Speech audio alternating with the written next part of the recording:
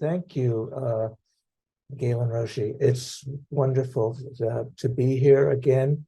And thank you for allowing me to come virtually. I'm not using airplanes so much these days.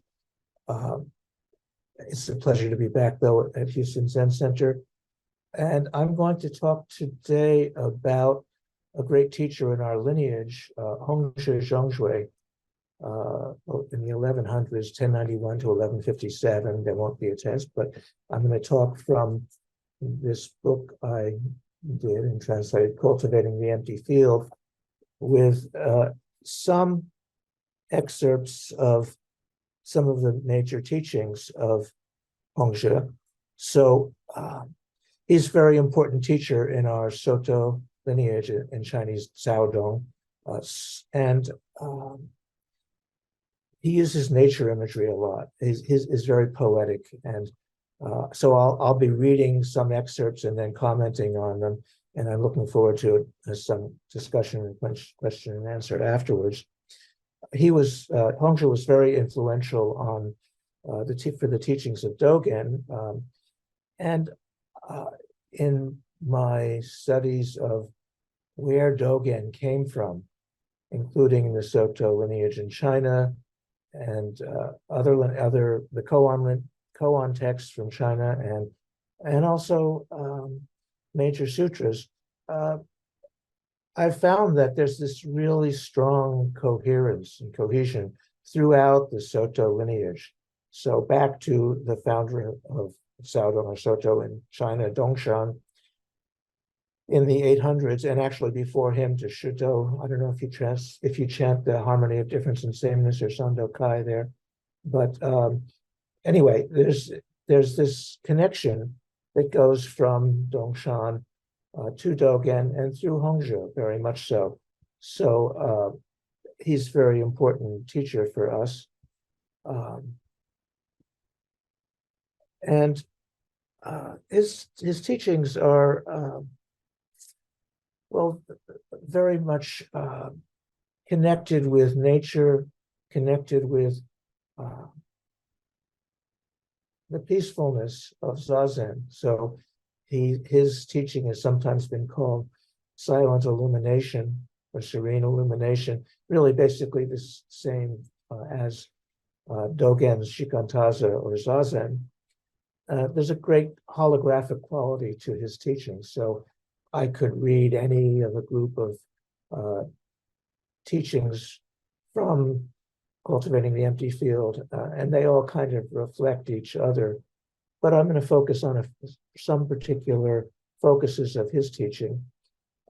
And just to mention that there's a great influence in Hongshe from the Huayan teachings, the teachings of the flower ornament or Avatamsaka Sutra that Tom Cleary has translated for us. So, okay, I'm just going to start, and I'll be reading excerpts and then commenting on them. So I'll start at the beginning of his practice instructions, which is just one of the volumes, I think volume 8 of 10 volumes in Hongshe's extensive record. There's a lot that has not been translated yet. There is some that has been translated from Hongshe in the Book of Serenity, in which he selected the cases and wrote the verse comments. Anyway, here goes. The field of boundless emptiness is what exists from the very beginning.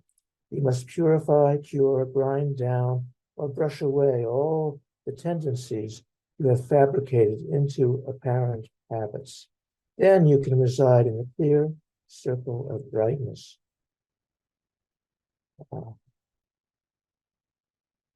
Utter emptiness has no image.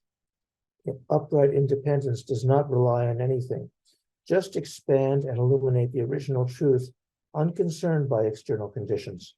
Accordingly, we are told to realize that not a single thing exists, which is to say that not a single thing exists but in and of itself, by itself, separate from everything else.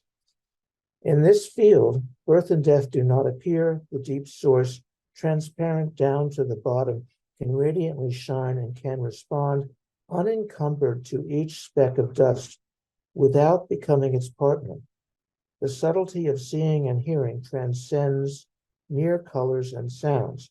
The whole affair functions without leaving traces and mirrors, without obscurations. So this is a kind of Zazen instruction here, and I'm going to comment on it a little bit later from another perspective that Hongsha offers, but to respond, to shine and respond unencumbered by each speck of dust without becoming its partner. The subtlety of seeing and hearing transcends mere colors and sounds. So our seeing and hearing, this is a Zazen instruction. Our seeing and hearing is not caught by, not limited by mere colors and sounds. So this is something to consider. I spent some time when I was at Tassajara just looking at how I was looking and how I was hearing. So I'll come back to that. The next one I want to talk about is calls the practice of true reality, and I'll read a little bit more of this one. The practice of true reality is simply to sit serenely in silent introspection. So this is our Zazen, just to sit silently and upright. When you have fathomed this, you cannot be turned around by external causes and conditions. This empty, wide open mind is subtly and correctly illuminated, spacious and content, without confusion from inner thoughts of grasping, effectively overcome habitual behavior and realize the self that is not possessed by emotions. So to not be possessed by all the thoughts and feelings and emotions that do come up as we sit silently in our Zazen. He says, such upright, independent spirit can begin not to pursue degrading situations. We can find our inner and outer uprightness through settling into this awareness. Here you can rest and become clean, pure, and lucid, bright and penetrating. You can immediately return, accord, and respond to deal with events. Everything is unhindered. And here we'll see some of his poetic imagery. Clouds gracefully floating up to the peaks, the moonlight glitteringly flowing down mountain streams.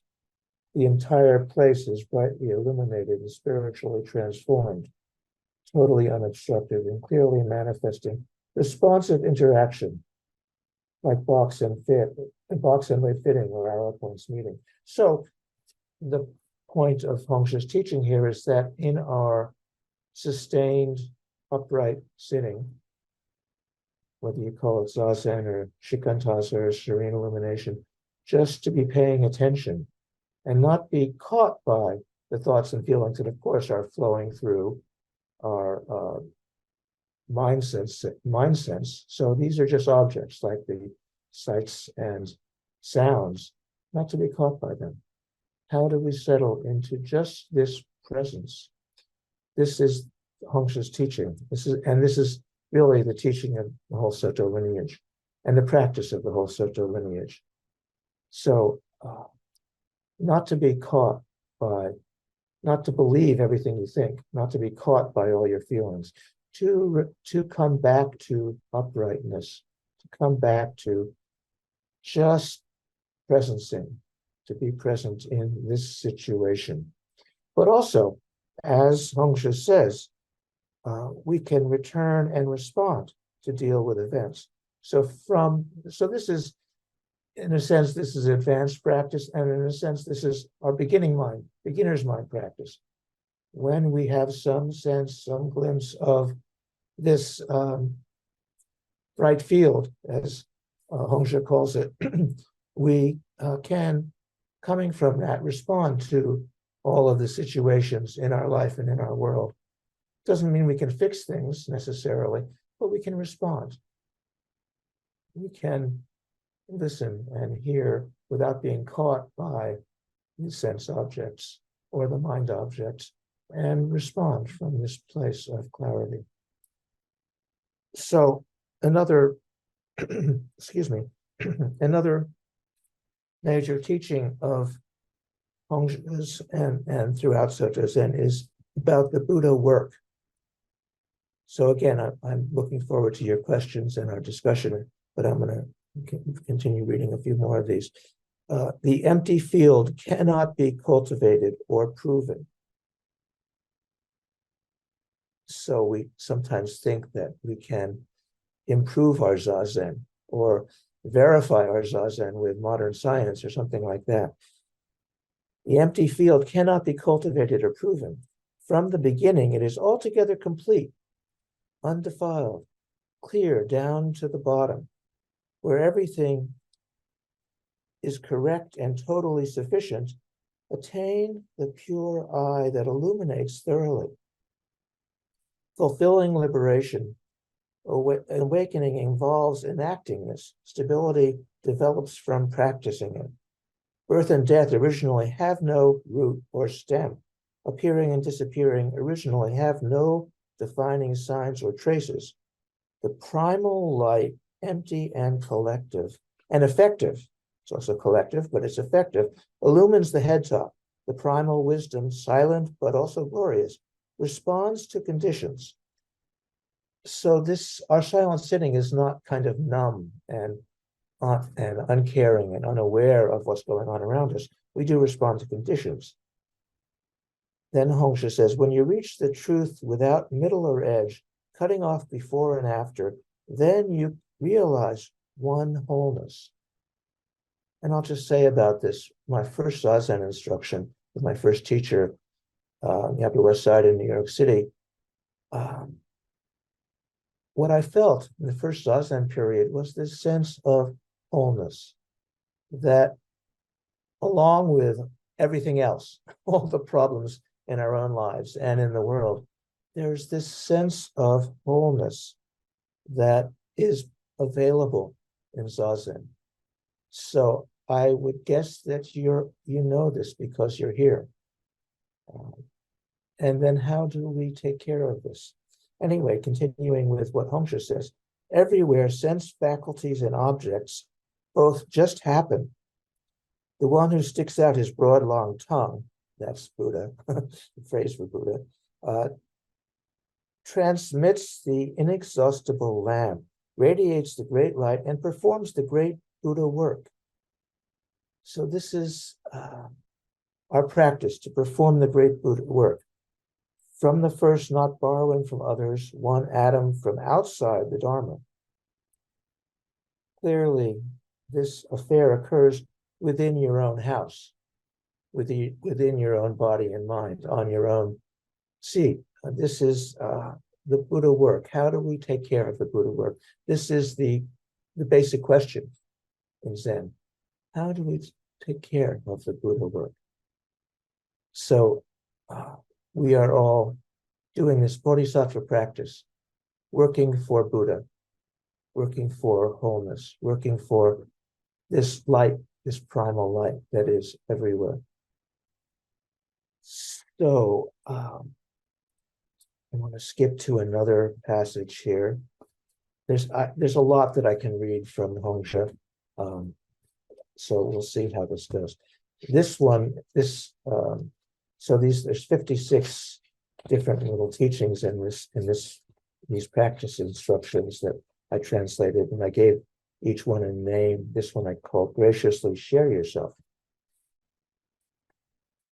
In the great rest and great halting, the lips become moldy and mountains of grass grow on your tongue. This is a reference to sesshin, or practice period, when we have a sustained period of stillness, great rest and great halting. And there's nothing to say. The lips become moldy, mountains of grass grow on your tongue. Then Hongzhi says, moving straight ahead beyond this state, totally let go. Washed clean and ground to a fine polish. Respond with brilliant light to such unfathomable depths as the waters of autumn or the moon stamped in the sky. We don't usually think of the moon that way, as being stamped in the sky. At any rate, it's a wonderful image. Then you must know there is a path on which to turn yourself around. When you do turn yourself around, you have no different face that can be recognized. Even if you do not recognize your face, still nothing can hide it. Dogen talks about this a lot. Nothing is hidden. This is penetrating from the topmost all the way down to the bottom. When you have thoroughly investigated your roots back to their ultimate source, 1,000 or 10,000 sages, all of our ancestors, are no more than footprints on the trail. In wonder, return to the journey, avail yourself of the path, and walk ahead. In light there is darkness. You may have heard this. Where it operates, no traces remain. With 100 grass tips in the busy marketplace, graciously share yourself. So this is another way of talking about the Buddha work.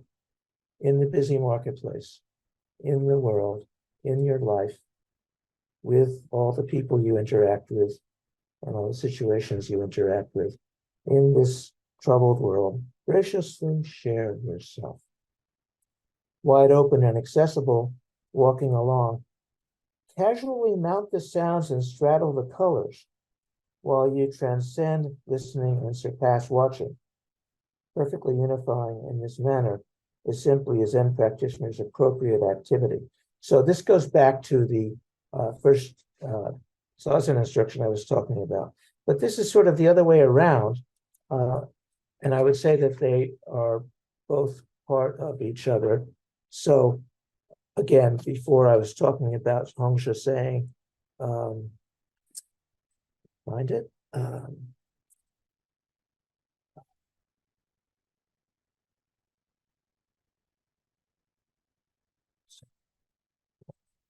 What?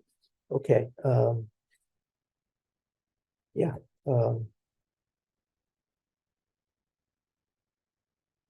So before Hongsha said, far enough. Okay. Respond unencumbered to each speck of dust, to each bit of phenomena, without becoming its partner, without getting caught by it. And then he said, the subtlety of seeing and hearing transcends mere colors and sounds. Here he says, casually mount the sounds and straddle the colors while you transcend listening and surpass watching. So it sounds like those are opposite, but really he's talking about the same practice of not being caught by our limited human sense perceptions and mental perceptions, for that matter. So I want to read both of those again.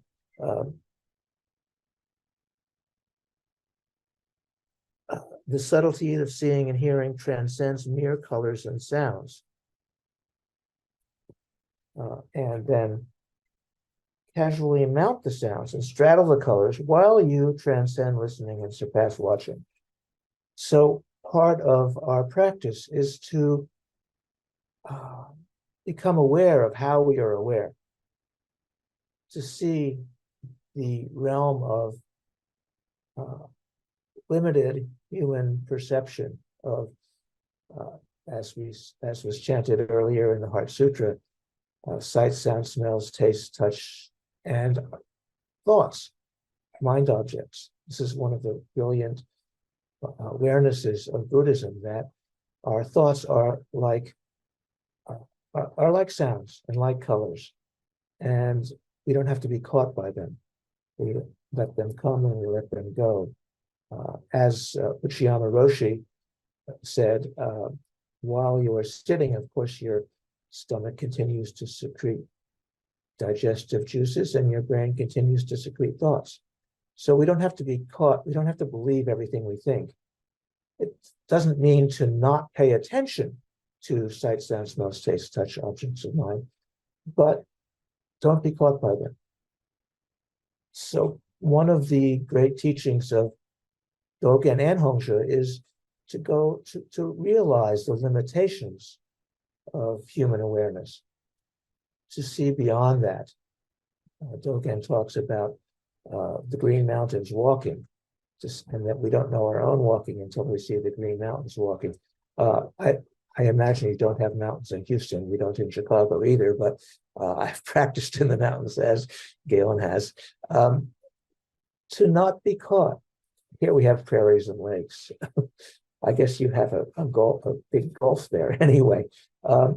So how do we see and realize and accept and practice the Buddha work with these limitations of being a human being, at the same time that we actually see this wholeness, this clear light that Hongzhi talks about, that is shining everywhere and always.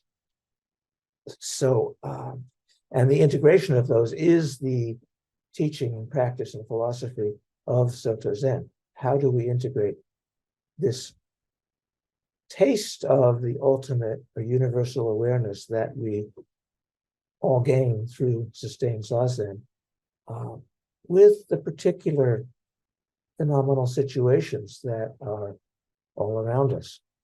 This process of integration is, goes back to the teaching of Huayan and Huayan Sutra, and is developed by Dongshan in the 5 Degrees teaching. And Hongzhi and Dogen talk about this not in a formulaic way, but they're always talking about how we are bringing our practice into the busy marketplace, to put it that way. Okay, I want to, another important idea, what am I doing on time? Yeah, I have a little more time, is about the ancestors. So I want to talk about the ancestors. This is very important, and there's a few things. Well, Hongzhi has a lot to say about that, so I'm going to read a couple pieces. This one I called Return to the Source and Serve the Ancestors. He says, those who produce descendants are called ancestors. And of course, we are all descendants of Suzuki Roshi and Dogen and Hongzhi. Where the stream emerges is called the source.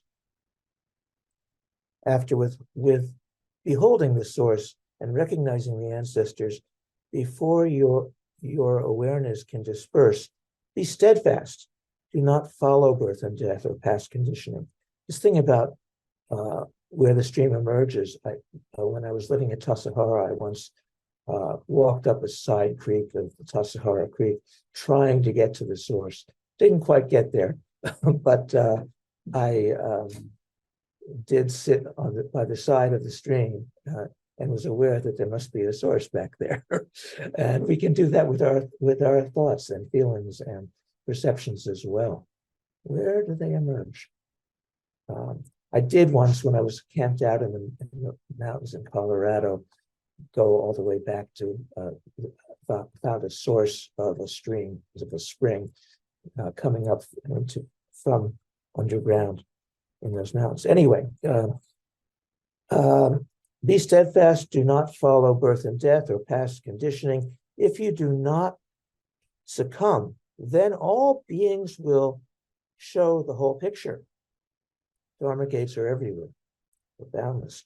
Wake up, and in turn, the ground, the roots, and the dust are clearly cast off. So Dogen talked about dropping body and mind. This is a similar thing. Although empty of desires, with deliberations cut off, transcendent comprehension is not all sealed up. Perfect, bright understanding is carefree amid 10,000 images and cannot be confused. Within each dust mote is vast abundance. In 100,000 samadhis, all gates are majestic, all dharmas are fulfilled. And elsewhere, Hongzhi talks about these samadhis, he says, to romp and play in samadhi. So there's a playful aspect to Zazen. Enjoy your Zazen. Even as you sit still and silent, roam and play in samadhi. So still, you must gather them together and bring them within. To reach the time-honored, return to the source and serve the ancestors. Join together into unity. Scrutinize yourself and go on. Keep going. Keep on trucking. So we return to the source and serve the ancestors.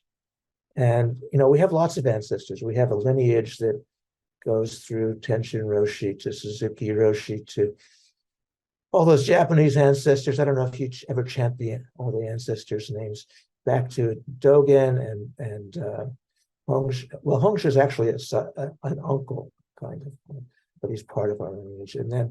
And back to the sixth ancestor and Bodhidharma and Shakyamuni Buddha. Anyway, serve the ancestors. But this idea of the ancestors is very powerful, actually. It's not just our particular spiritual lineage. I'll say more, but I want to read one other place where he talks about the ancestors, because this is a really important and helpful teaching. So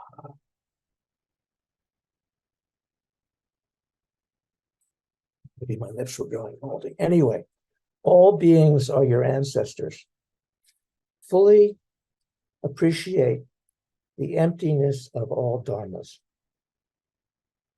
Nothing exists independent just by itself, not separate from everything else. Then all minds are free and all does evaporate in the brightness, in the original, the fundamental brilliance shining everywhere. So Hongsha talks about this brilliant radiance that is everywhere, that is the Buddha, and that is everything else, which we think of as separate from the Buddha. It's not, actually. Transforming according to circumstances, Hongsha says, meet all beings as your ancestors. Subtly eliminate all conditions, magnanimous beyond all dualities, clear and desireless. The mind of the pines, the wind in the pines and the moon in the water are content in their elements. Without minds interacting, wind and pines or moon and water do not impede one another.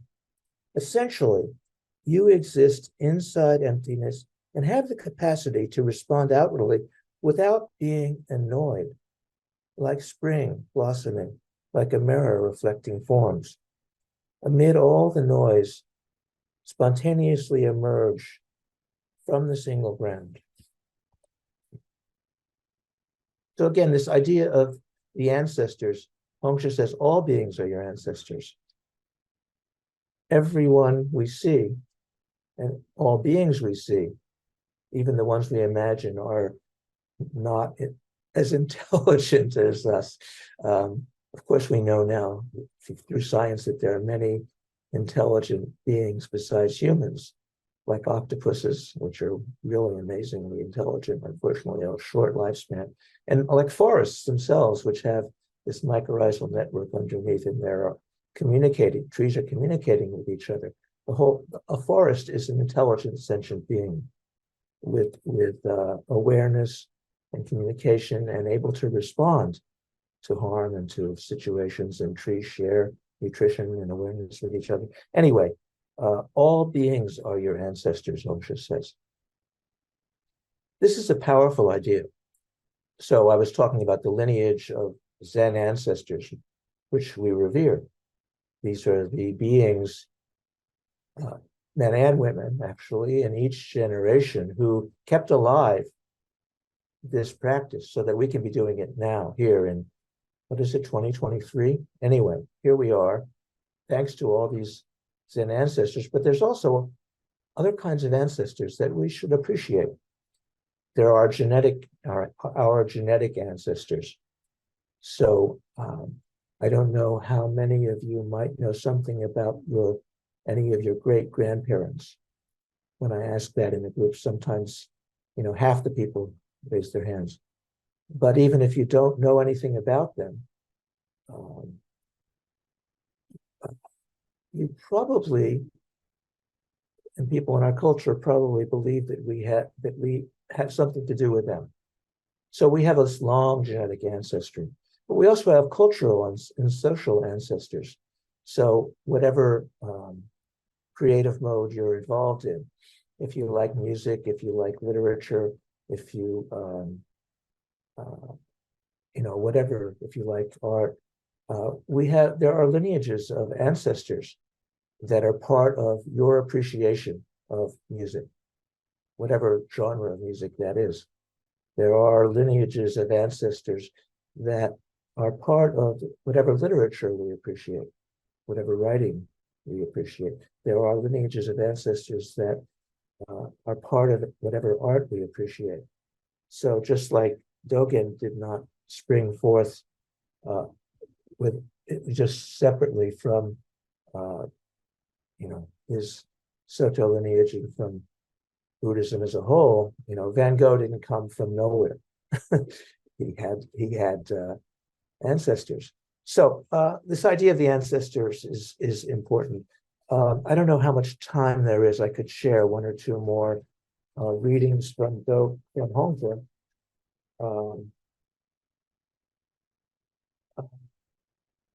Well, I'll do one more. How are we doing on time? Can I keep? We're fine. We're fine. Okay. So a couple of more is fine. Okay.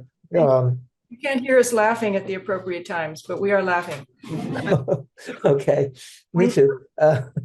Anyway. When you said keep on trucking, we chuckled. Oh, good. The dead are not dead. Okay. This is called Investigating Wonder. You said dead or not dead. In clarity, the wonder exists with spiritual energy shining on its own. It cannot be grasped and so cannot be called being. It cannot be rubbed away and so cannot be called non-being. Beyond the mind of deliberation and discussion, depart from the remains of the shadowy images. Emptying one's sense of self-existence is wondrous. I love that line. Emptying one's sense of self-existence is wondrous. This wonder is embraced with a spirit that can be enacted. The moon mind with its cloud body is revealed straightforwardly in every direction without resorting to signs or symbols, radiating light everywhere. It responds appropriately to beings and enters the sense dust without confusion. Overcoming every obstruction, it shines through every empty dharma. Leaving discriminating conditioning, enter clean, clear wisdom. And here we go. And romp and play in samadhi. What could be wrong? This is how one must genuinely investigate the essence. So this romping and playing in samadhi, just enjoy your zazen. This is a passionate practice. This is a playful practice. It's not about fitting some particular monastic mold. It's about actually bringing life to our life, actually appreciating all the ancestors who are around in our life and supporting us and seeing how we support them. So we can appreciate all this, but we have a responsibility. We can respond to each other, to Sangha, to support each other, and to support the world around us in whatever way we see fit. There's not one right way to do all this. Oh gosh, there's so many more of these. I could do one more or not.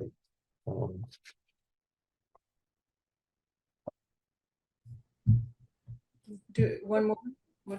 Okay, this is a short one. The field of bright spirit is an ancient wilderness that does not change. With boundless eagerness, wander around the immaculate wide plain. The drifting clouds embrace the mountains. The family wind is relaxed and simple. The autumn waters display the moon in its pure brightness. Directly arriving here, you will be able to recognize the mine-brown dharma field. That is the root source of the 10,000 forms germinating with unwithered fertility. These flowers and leaves are the whole world. So we are told that a single seed is an uncultivated field. Do not weed out the new shoots, and the self will flower. So I kind of like that one because I like weeds. I know to cultivate a garden, one needs to weed out the weeds, but I kind of have an affinity for weeds myself. Anyway, I'll stop there. I understand that in a little bit there'll be a discussion period, and I really look forward to your questions, comments, and responses. So thank you all very much.